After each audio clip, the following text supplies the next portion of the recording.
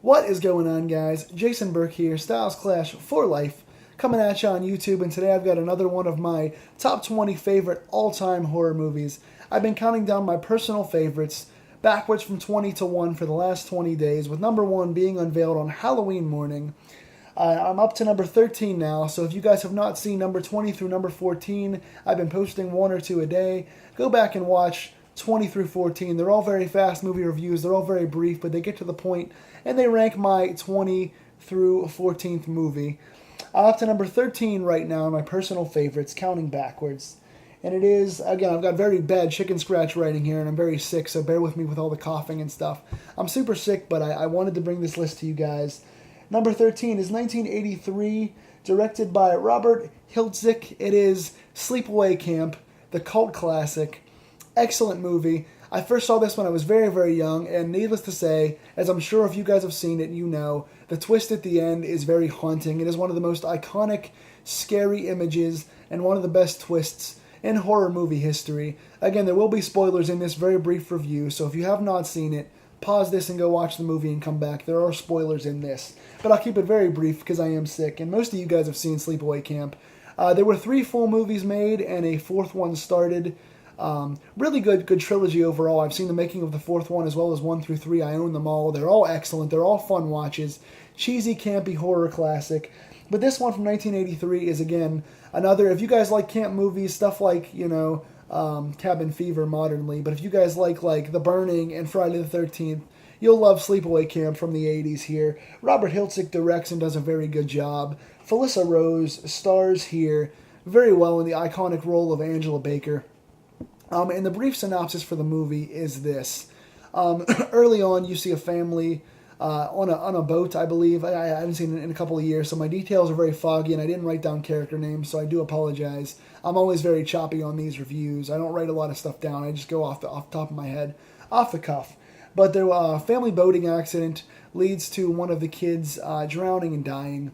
And then we cut ahead several years later to Felissa Rose and her brother being at this new camp, Sleepaway Camp, and all of a sudden you start seeing grisly murders go down. There are some really cool kills by this first-person POV. We don't see who the killer is, but there are some really cool kills, like a face going in a hot vat of something being cooked. Several murdersome, surprising kills. There's one in a boat underwater with a guy getting sliced up. Good gore in this. Really good atmosphere. I love the dark, foreboding campgrounds. It's well shot. It's like I said, really good on the gore. Really good cheesy, campy, classic 80s horror. And in the end comes to find out as this awkward, mute kind of Angela character. This Angela Baker's character doesn't say much the entire time. Very little dialogue. Gets bullied and kind of gets mistreated. They lead you to believe that it's her brother, protector, that is killing for her the entire time because she gets made fun of and bullied a lot. She's really quiet, does a good job with facial expressions, sets a good foreboding tone, but the big twist in the end is that Angela Baker is the killer herself. Should I say himself, because the big twist is that you see her naked with this frozen, scary look on her face and a penis. She's naked as this guy tries to hook up with her. She kills him, and she winds up being a boy. She is a hermaphrodite, or has hidden her gender sexuality altogether, making sure I get the terms right here. But she is a boy. They show a flashback to either the mother or the aunt winds up dressing up Angel as Angela to make her a boy. She is suffering from like PTSD from the murders when the boy gets murdered on the boat.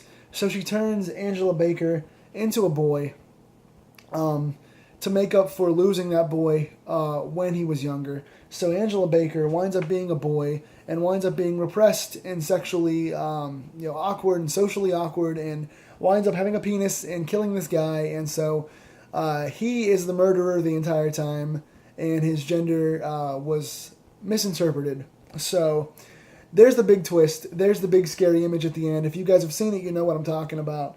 And again, this is just fast-paced, fun, good psychological story, nice little twist at the end, good tie back to the original scene and sort of what the character goes through. Good development here. Well acted by Felissa Rose and company. good, campy, cheesy 80s horror. What did you guys think of Sleepaway Camp if you have seen it? If you have not, do you want to see it? How high do you think it should be on my list? Is it on your list? What are your lists? Tell me down below. It is number 13 on mine. Sleepaway Camp, the classic. Tell me what you guys thought in the comments, please, and put your list below. So I'll be coming at you guys again tomorrow with number 12 and counting down for the final 12 movies on my list. Until then, guys, lock your doors, stay scared, dim the lights, and enjoy the movies. I will see you all soon.